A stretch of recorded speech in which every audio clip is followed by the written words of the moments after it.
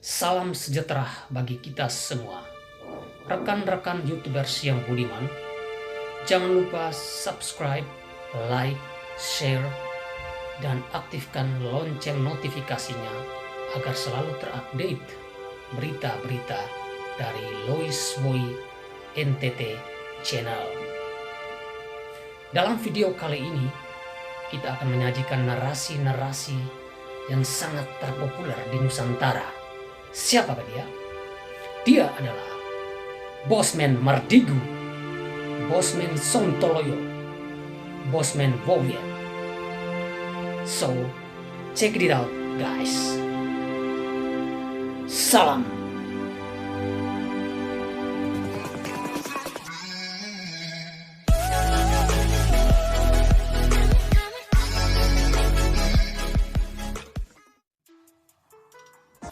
Saya cerita sedikit tentang pertemuan saya dengan Bill Gates. Jadi saya mau mengingatkan bahwa saya ini dreamer, saya ini pemimpi. Suatu hari Anda tahu bahwa saya di kantong saya selalu punya rumahnya Obama, rumahnya Trump, White House saya gunting, dan ternyata saya sekolah di sana gitu ya. Padahal kamso ya, come from deso ya. Terus saya mempunyai impian, yaitu saya gunting fotonya Bill Gates di dompet saya. Kalau ditanya sama orang-orang, ini kenapa ada foto Bill Gates di tempat kamu? Saya bilang, saya tuh niat ingin makan malam dengan orang paling kaya di dunia. Gitu, waktu itu Bill Gates. Dan itu udah tahunan yang lalu. Nah, suatu hari Bill Gates datang ke Indonesia. Ada sahabat saya, wartawan senior dari koran kenamaan Indonesia. Kemudian dia bilang, Mas, saya ada tiket, kamu makan malam sama Bill Gates. Waktu itu Bill Gates di zamannya Pak SBY, 2009 atau 10 saya lupa ya. Kan datang ke Indonesia. Kita makan di Mulia tapi dengan 400 orang. Saya bilang, ini dream come true. Bayangin, setelah saya nempel gambar Bill Gates di dompet saya, karena saya liatin terus, saya bilang suatu hari saya makan malam sama dia, suatu hari saya makan malam sama dia gitu. Nah, alhamdulillah, benar. Apa yang saya lakukan? Saya duduk di round table di Hotel Mulia, Bill Gates duduk jauh. Saya sambil di situ ya ada orang-orang terkenal lah, ada menteri, ada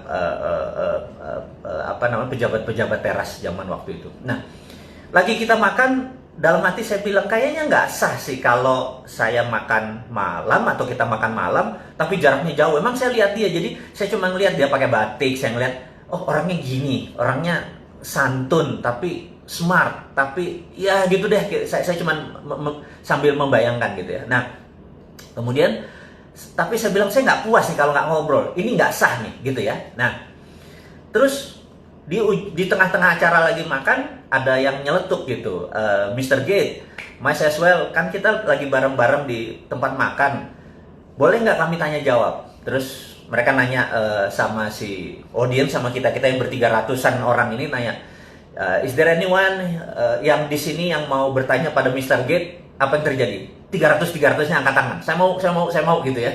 Saya bilang, oh gila. Terus dia bilang, temennya ngomong di sebelahnya, oke, Mr. Gates maybe only bisa answer dengan 5 pertanyaan aja, jangan banyak-banyak. So, siapa yang mau nanya, tolong nulis di kertas gitu ya. Nah, semua orang naik tangannya, dan saya bilang, oke, saya take the moment. Ini kan moment of greatness ya. Saya ambil kertasnya, saya tahu kan teman-teman tahu bahwa saya memiliki sebuah keilmuan, ya ilmu kuno sih, ilmu nggak keren-keren banget, bagaimana memprogram pikiran bawah sadar seseorang. Saya bilang, dia pasti baca tulisan saya, saya tulis gitu ya. Saya lipat, saya taruh. Oke. Kemudian makan seperti biasa, kemudian Mr. Gates buka satu-satu. Terus, udah selesai makan nih, terus gimana? Ada yang mau nanya? Terus dia bilang, oke, saya udah pilih beberapa katanya. Terus, who is? Dia sebut sebuah nama gitu ya.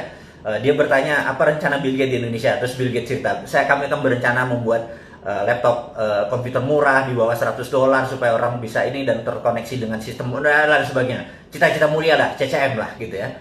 Kemudian pertanyaan kedua, who is? Dia sebutin seorang menteri gitu ya, kayaknya dipesen nih. Oke, menteri ini bertanya ini, seorang ibu menteri. Dia cerita. Kemudian dia break lagi. Terus dia lama berhenti di satu kertas, terus I don't like it. Terus dia taruh, tapi kan mic-nya masih kedengeran kan, mic-nya di sini. Terus ditaruh, dia bilang terus dia nyari question, pertanyaan yang menurut dia oke, gimmick kayak kecil-kecil. Udah 4 pertanyaan. Dia bilang oke, the last pertanyaan terakhir, the last question katanya gitu. Terus diangkat satu kertas. Gitu ya. Terus orang sebelahnya bilang, "What is this?" "I don't know, I don't like the question," gitu ya. Ini kata-katanya dia nih. Terus saya udah tahu nih. Jangan-jangan gue, bener ya, itu ya. Terus apa yang terjadi? Well, I would like to know this gentleman. Terus karena dia ngomong-ngomong itu, orang-orang bilang, udah, lo udah kayak gitu, lo baca aja lah itu pertanyaannya gitu ya. Jadi cair suasana. Terus dia bilang, well anyway, I don't like the question. Jadi dia ngomong sama orang sebelahnya gitu. Anyway, lo udah brought up anyway katanya. Terus apa yang dilakukan? Who is a Mardikuwiek? Wah, udah kayak orang Polandia gua. Saya berdiri. 300 orang nengok ke kita jadi kayak kecil. Saya bilang, gila, gitu ya. Terus dia bilang, dia natap saya, dia bilang, so you, kenapa lo nanya ini gitu ya? Oke. Dia ngomong, I don't think the world is ready, kata dia. Tuh orang nanya, lu ngomong apa sih? Kan mereka nggak tahu. Mereka pertanyaan adalah, what was the question? Orang ini nanya apa sih sampai lu nggak ready gitu? Tahu nggak apa yang saya tulis? Dan Mr. Gates bacakan. Dia bilang begini. This gentleman, katanya, bilang, I could never be like Andrew Carnegie. Jadi saya menulis di kertas itu, you will never be like Andrew Carnegie, gitu ya. Dia bilang, jadi dia tulis, I would never be like Andrew Carnegie, gitu ya. And this is right, katanya. Gue nggak akan pernah bisa kayak Andrew Carnegie. Itu kata Gates, gitu ya. Semua orang bingung. Ini komunikasinya apa gitu? Anda tahu apa yang dilakukan Mr. Gates? Bill Gates membuka dompetnya, kemudian dia kasih potret gambar kayak foto saya itu. Dia bilang, "Si, fotonya Andrew Carnegie ada di dompet gue," katanya. Saya juga kaget. Dan you are right, I would never be like him. Terus, oke, saya ceritakan dulu kenapanya gitu ya. Saya mengidolakan Bill Gates mengidolakan Andrew Carnegie. Jadi saya tuh waktu itu berpikir, dalam hidup seseorang pasti punya punya drive yang membuat dia menjadi segitu powerful seperti sekarang. Dan pasti ada role model. Dan saya lihat dia, Bill and Melinda Gates ini, kalau pendapatan dia $60 billion, $20 billion ada di Bill and Melinda Gates. Jadi dia berzakat itu 30-40% gitu ya. Mungkin 30% lah atau 20% dari income-nya masuk ke Bill and Melinda Gates Foundation. Karena Bill Melinda Gates Foundation duitnya lebih dari $18 billion. Cukup powerful. Pasti dia punya sebuah role model. Dan saya tahu the biggest philanthropy in the world adalah Andrew Carnegie. Jadi Andrew Carnegie adalah, Anda boleh cek siapa Andrew Carnegie. Di seluruh dunia, Museum Andrew Carnegie itu ada, gitu ya. Anda kalau pergi ke Singapura ada, pergi ke Bulgaria ada, Anda pergi ke London Anda ketemu Museum Andrew Carnegie. Andrew Carnegie mendedicate uangnya untuk pendidikan, informasi, dan museum, koleksi-koleksi sains. Nah, Andrew Carnegie di tahun 1900 dia menjual US Steel, dia memiliki Dow Jones, dan Anda tahu Dow Jones, saya udah nggak bisa diceritain lah. Nah, ada New York Stock Exchange dan lain sebagainya. Yang jelas dia punya US Steel yang waktu dia jual angkanya $1 billion. Pada saat sekarang waktu dia menjual US Steel itu di 19 sekian itu, kekayaannya itu kira-kira 4 kali kekayaan Bill Gates saat ini. Jadi kalau Bill Gates punya berapa, katakanlah 80 billion, dia punya 4 kalinya, 320 billion. Jadi kita tahu itu duit waktu itu. Nah, Anda boleh cek di Wikipedia. Di tahun 1898, Filipina ingin merdeka dari Spanyol. Dan Spanyol waktu itu minta uang $20 billion. Filipina nggak punya uang tebusan seperti itu memerdekakan Filipina, dan Filipina minta Amerika. Amerika nggak punya uang, Federal Reserve nggak punya uang, dan Federal Reserve meminta Andrew Carnegie menebus $20 billion untuk kemerdekaan Filipina. Sahabat, apa yang dilakukan? Andrew Carnegie membayar tunai $20 billion, sebuah negara yang dia merdekakan tanpa sekalipun dia pernah injak tuh tanah Filipina. Jadi ini membuktikan satu hal, bahwa swasta Amerika lebih kaya daripada negara Amerika. Dan Andrew Carnegie menjadi the biggest philanthropy yang menjadi role modelnya Bill Gates. Karena itu di dalam analisa saya menganalisa Bill Gates, saya menebak bahwa dia pasti punya role model gitu ya. Dan saya menebak pasti Andrew Carnegie. Saya nggak pernah tahu, tapi ini kemampuan analisis, kemampuan Sontoloyo. Yang Sontoloyo itu saya bilang, oke, you could never be like Andrew Carnegie. Lo nggak akan pernah bisa menjadi seorang Andrew Carnegie. Dan dia bilang, you are right. Gue nggak pernah bisa jadi Andrew Carnegie. Nah, jadi itulah yang memotivasi dia. Itulah yang memotivasi saya bahwa kalau Andrew Carnegie pernah begini, di rumah yatim pun saya mencoba mendedikasikan kecil, filantropi kecil. Nggak jauh sekali dari seorang Bill Gates dengan foundationnya atau Andrew Carnegie. Tapi ini gamesnya. Mau jadi the best of the best ya kita berkompetisi dengan the best, berkompetisi dengan Andrew Carnegie gitu ya, bukan berkompetisi sama 4L gitu ya, itu bukan kompetitor kita gitu. Dia pernah ya gitu, kompetitor kita gini, bukan kompetitor, role model gitu ya, dan kita bersaing sehat. Kalau 4L mah udahlah, gue males ngomongnya. Anyway, teman-teman, ini hanya membuktikan bahwa swasta itu lebih powerful daripada negara Amerika. Nah, kita tahu setelah Perang Dunia Kedua, Amerika baru menggunakan printing money dengan New Deals-nya, akhirnya negara Amerika lebih kaya dari swastanya. Jadi sahabat semua, saya cuma mengingatkan bahwa swasta Amerika tuh berkompetisinya sama negara Amerika, gitu ya. Karena itu di sana kalau sekolah tuh ada dua, sekolah Ivy League, ada Cornell, ada Columbia, ada Harvard, MIT dan lain sebagainya. Begitu lulus biasanya menjadi anteknya globalis di Wall Street atau menjadi globalis. Kalau mereka belajar di non seperti di Illinois University, apapun lah, Chicago juga nggak nyampe ini, mereka ini paling jadi pegawai World Bank, IMF atau bankers gitu ya. Anda harus mengingatkan ini dua ini. Nah, Wall Street ini saat ini menguasai mungkin 60% kekayaan dunia.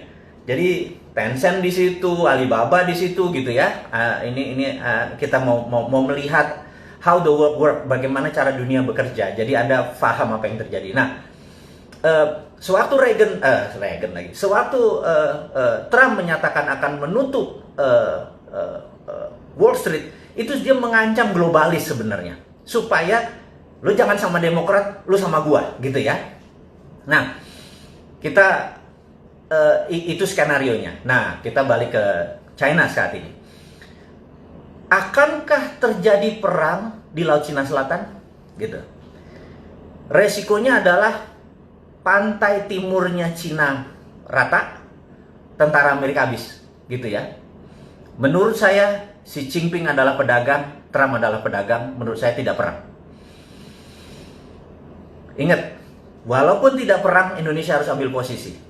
Saya tadi pernah, kemarin saya pernah bilang, ada tanya 4L apa gitu ya. Ya habis pundak, lutut, apa 4L-nya? Ya lanjutin gitu ya.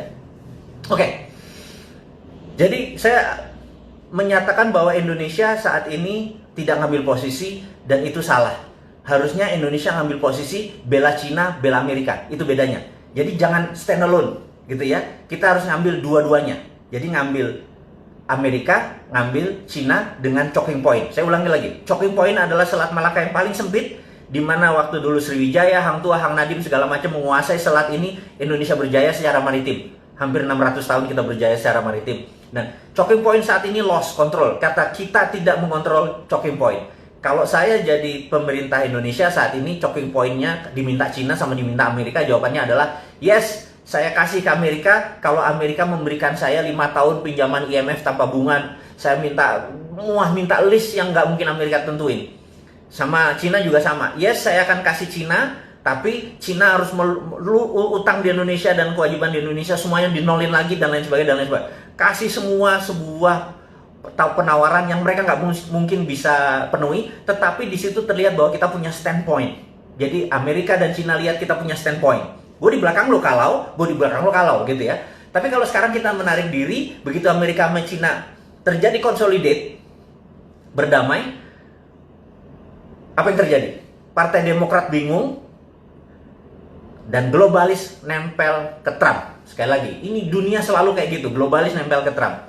Begitu globalis nempel ke Trump, Cina bermain dengan Cina, mereka nengok ke Indonesia. Lo goceng, lo nggak fair. Lo sekarang mau ambil untungnya doang. Jadi waktu Amerika menjanjikan mau buat pabrik di Indonesia cuma 34, itu dia tidak dari pemerintah Amerika, itu dari globalisnya. Sabar. Kita harus paham sekali ya. Anda harus tahu kapan Trump ngomong.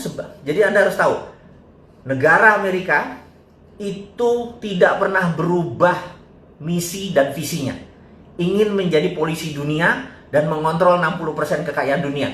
Itu nggak pernah berubah. Waktu Partai Republik yang jadi atau Demokrat yang jadi, caranya mereka berbeda. Republik suka perang, Demokrat pakai economic trap. Ini pakai military trap. Ujung-ujungnya sama, bajingan juga itu, gitu ya. Nah, Cina, state mission country-nya nggak pernah berubah, gitu ya. Mau presidennya Xi Jinping, mau dulu Li Peng, mau dulu Deng Xiaoping, sama, gitu ya. Nah, saya mau ingatkan, ini key point yang sahabat semua saya mau buka saat ini. Reagan dengan Deng Xiaoping pernah berjabat tangan. Ingat nih ya, saya ulangi lagi. Deng Xiaoping dan Reagan pernah jabat tangan yang menyatakan 40 tahun lagi Cina harus menjadi negara demokrasi, dan itu disetujui oleh Deng Xiaoping. Dengan demikian, tahun itu harusnya tahun 2020 ini Cina harus menjadi negara demokrasi. Demokrasi itu bukan berarti kayak Indonesia sekarang, popular vote, bukan. Tapi pemilihan kepala daerahnya sudah pemilihan langsung. Tapi pemilihan partai komunis Cinanya tetap. Cina adalah single party country. Cina adalah negara dengan satu partai. Dan di dunia ini ada 7 negara yang single party. Seperti Meksiko juga single party. Jadi Anda jangan kaget-kaget ya kayak gini. Pelajaran-pelajaran geopolitik, geostrategi ini. Anggap aja ini lagi Lemhanas, Anda nggak usah ikut 9 bulan Lemhanas, cukup dengerin Bosman ngomong, Anda udah ikut Lemhanas gitu ya. Nah, sampai mana tadi gue lupa. Oh, dia salaman sama Deng Xiaoping jadi 2020 ini. Tetapi Xi Jinping punya agenda lain. Jadi Reagan, balik lagi Reagan. Trump saat ini ingin menghukum Xi Jinping untuk mengingatkan, dulu bapak negara lo yang namanya Deng Xiaoping itu sepakat sama Reagan untuk menjadi democratic country. Lo inget ya? Nah, lo membangkang nih ya gitu. Jadi ini ada sejarahnya, bukan sekedar trade war. Jadi kalau yang naif tuh bilang, oh ini perang dagang nggak apa-apa kok, nggak ganggu kita gitu ya. Kebanyakan baca Shinchan sih, jadi gerah gua kadang-kadang gitu. Nah, kita harus tahu bahwa ini ada sejarah. Nah, jadi si Trump ini punya postur adalah, lo mau jadi democratic country lagi nggak? Kalau nggak, Hongkong gue gerakin nih, gitu ya. Dia punya tombol-tombolnya. Jadi mereka ini 2 perang. Sekali lagi, 2 perang. Kalau kita nggak ngerti, toto kita terpecah 3 aja kayak Ghost Fleet. Anda tahu bukunya Ghost Fleet yang dibaca oleh Prabowo, yang tulisannya Peter Senge, seorang analisnya CIA. Kalau protokolnya Ghost Fleet dibaca kayak Balkan, Indonesia pecah 3 beneran nanti, gitu ya. Nanti kita bahas di minggu depan tentang Ghost Fleet. Sekarang jam piro iki? Oh, udah 40 menit loh. Gak bayar dulur-dulur ini. Kasih 40 menit ilmu, minta nambah lagi ya gitu ya. Oke teman-teman. Jadi dengan adanya perang tadi sebenarnya ada sejarahnya. Karena itu Reagan memanggil 8 orang yang masih hidup dari 13 warrior ini untuk pengen tahu dulu tuh rencana lo apa sih dengan China, karena dengan Soviet kan sudah jelas, dengan China dia kasih ingat bahwa Deng Xiaoping dulu pernah shake hand.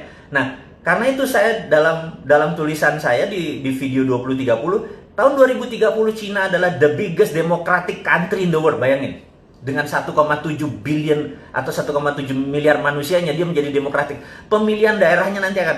Jadi sekali lagi saya mengingatkan, Cina akan menjadi loose dengan bargain tersebut, currency dia menjadi lebih leluasa. Tapi Trump akan memenangkan lagi. Ingat ya, ini sekali lagi, Trump bisa menang nih. Jadi Trump pulang kampung nanti menyatakan dia menang terhadap China. China bilang kita juga nggak kalah. Jadi dia bukan bilang menang ya, China nggak kalah, nggak kehilangan muka di negaranya. Nah, Trump selesai masalahnya. COVID sekali lagi nggak terlalu penting karena kita live with COVID forever. Oke, sahabat semua. Ada terakhir mungkin saya sekedar mengingatkan bahwa beberapa kita mendapatkan berita bahwa China punya renminbi, punya digital currency, punya dan anti dolar. Tar dulu. Itu misleading kalau anti dolar. Dia memainkannya di dalam negeri. Sekali lagi, dia memainkannya di dalam negeri. Dan kita juga nggak mau kalah dong. Kita kan dari dulu juga sudah bilang bahwa kalau kita ini kan Sontoloyo Warni, kita ini kan bukan heavy on government, kita kan heavy on private, bener ya? Kalau saya nih dapat mandat, tapi tenang, saya tidak akan masuk ke politik, saya janji, karena passion saya nggak di situ. Tapi kalau kita dapat mandat atau misi ini ada yang nerima, kita kasih juga. Kita adalah heavy on private. Jadi swastanya tapi bukan kapitalis, bukan 9 naga yang jadi kaya. UKM yang jadi kaya. Jadi kita ini juga pro on private, tetapi UKM. Karena itu kita bangun Santara, kita bangun Rifit, kita bangun organisasi untuk mengangkat UKM. Jadi kita tahu 2030 85% ekonomi dikuasai oleh UKM yang going global. Ini mark my word ya. Anda boleh catat kata-kata saya kalau 2030 tidak terjadi 85% ekonomi dunia, saya kasih Anda $1 juta. Anda ingetin, bosman, $1 juta lo janjiin kalau tahun 2030 85% dunia ini yang menguasai adalah UKM yang going global. Jadi nanti buktinya apa? Sekarang ini perusahaan besar pivotnya susah. Jadi kayak Unilever, Ultra itu pivot begitu ada perubahan terhadap COVID, terhadap distancing dan lain sebagainya. Merubah badannya yang besar itu nggak mudah. Tapi UKM 2 bulan kolaps, ada yang tinggal 10%, ada yang bangkrut dan lain sebagainya. Tapi besok dia udah hidup lagi karena UKM itu pivotnya gampang, mindahinnya gampang. Nah, sahabat semua, jadi tahu karena demikian kita filosofinya adalah menolong mengangkat UKM. Jadi misi kita jelas, mengangkat UKM. Gimana UKM menjadi berdiri. Dan kita nggak peduli sama pemerintah. Pokoknya jangan diganggu aja kita. Biar urun dana ini berlangsung dengan baik. Itu satu. Yang kedua yang saya mau ngomongin. Tapi ini too early. Saya minta too early karena ini masih beta. Beta adalah, teman-teman, beta ya. Sabar. Saya mau memberikan sesuatu yang teman-teman harus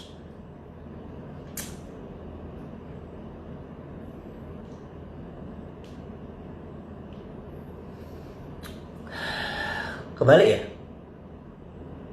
Kalau kebalik nanti kita akan kasih. Oh, kebacanya kebalik ya. Oke. Tanggal 20 bulan Mei 2020 jam 20 saya atau kita bersama-sama sahabat semua akan meluncurkan yang namanya dinaran. Dinaran adalah cara pembayaran rupiah Anda. Setiap Anda masukkan rupiah, ada emas senilai rupiah Anda. Jadi kalau emas naik, rupiahnya naik. Dan setiap Anda belanjakan pakai ATM tadi, dimanapun, turun 1 juta, ya gramasinya ikut turun. Jadi untuk pertama kali dalam sejarah dunia, rupiah Anda punya underlying emas. Dan inilah menjadi terobosan. Ini sudah ada persetujuan dari semuanya, sudah akan diluncurkan. Anda jangan bangga dengan renminbi, Anda jangan bangga dengan apapun, karena ini produk tanah air. Ini membuat emas Anda nggak ada rupiah Anda tidak ada inflasinya, gitu ya. Kita buka di dinaran.id, itu cuma landing page, belum bisa buat transaksi. Nanti transaksinya ada di apps. Tapi Anda sudah boleh lihat bahwa kita nggak ada matinya sebagai pengusaha, nggak ada matinya sebagai putra bangsa untuk mengangkat derajat bangsa ini. Kita nggak peduli sama pemerintah miring ke Cina, miring ke Amerika, kita nggak peduli. Yang kita peduliin adalah dia harusnya miring ke Indonesia, miring ke putra bangsa, nggak usah terpesona dengan asing-asing itu. Dan berani nggak dia, Dinaran ini, aplikasi kita ini, dipromosikan supaya mulai sekarang kita udah nggak terpikir tentang inflasi, bahkan nggak terpikir ada riba karena harus taruh bunga di deposito supaya inflasi. Ya kan, kalau Anda punya 1 miliar, Anda taruh deposito 5% bunganya, itu untuk cover inflasi kan. Stop, gunakan itu semua, pakai jaminan underlying emas.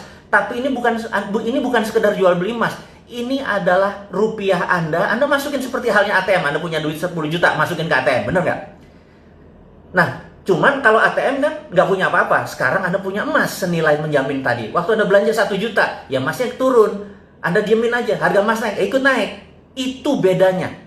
Dan sekali lagi, ini akan diluncurkan tanggal 20 Mei tahun 2020 ini, hari Selasa ini, jam 20.00. Kenapa? Karena 20 Mei adalah Hari Kebangkitan Nasional.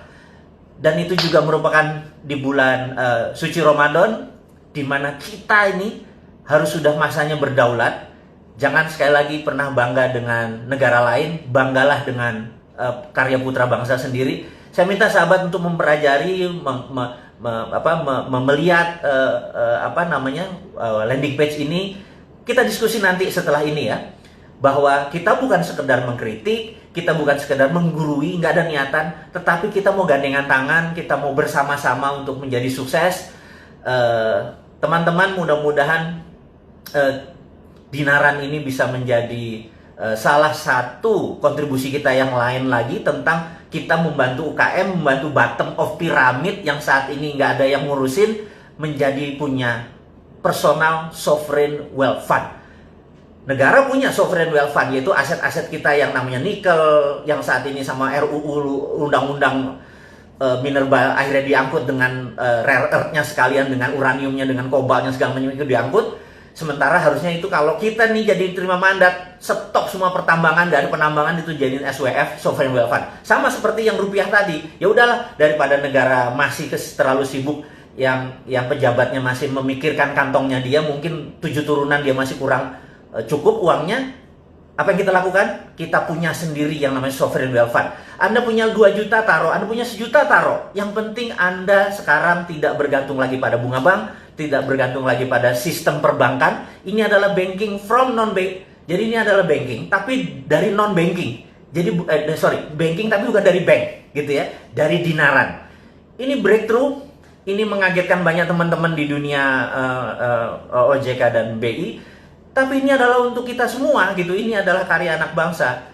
Sahabat semua, akhirul kalam, saya tidak mau menahan Anda lama lagi, karena sebentar lagi yang di Indonesia bagian tengah sudah akan buka puasa, yang di Indonesia bagian barat sudah siap-siap buka puasa. Selamat bergosip mengenai Dinaran. Saya sekedar mengingatkan bahwa bagi mereka yang ingin membeli buku dan lain sebagainya, lihat di IG, di Jual Vision 2030 ada di IG, Road to Billionaire ada di IG, dan Dinaran.id Anda pelajari landing page-nya, bukan untuk transaksi, tapi tanggal 20 bulan Mei 2020 jam 20, jam 8 malam, setelah habis taraweh kalau bisa, Anda lihat apa yang akan kami luncurkan, akan kita luncurkan. Ini milik kita bersama, bukan milik saya, ini milik Anda semua, toh harta-harta Anda, emas-emas Anda juga. Saya cuma membuat sistem yang membuat kita ke depan menjadi berdaulat. Sahabat semua, terima kasih atas perjumpaan hari ini. Sukses buat Anda semua, semangat buat Anda semua. Wassalamualaikum warahmatullahi wabarakatuh.